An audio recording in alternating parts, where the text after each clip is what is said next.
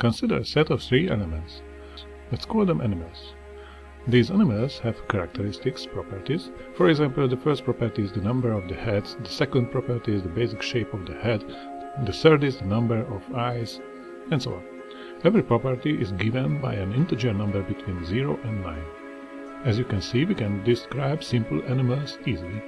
But if we assume that the number of property types are infinite, we can describe as complex animals as we want. Now let's expand our set and add more animals. Let there be infinite many animals in our set. Some of them simple, some of them complex. Finally, we will have infinite many subsets of simple animals and also infinite many subsets of complex animals. Is this set listable?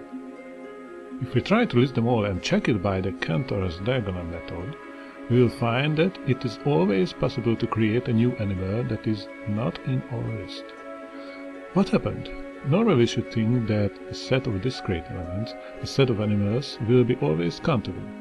The problem is with the amount of the information. Maybe you haven't noticed, but I cheated.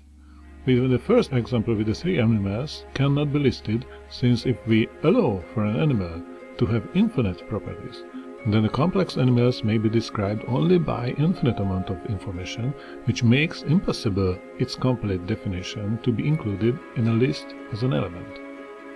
The diagonal method may prove that a set is unlistable, but this method is incapable to prove that a particular set have cardinality of the continuum. It leads also to a misconception if we try to classify sets by their countability. The difference between infinite sets is in their information content.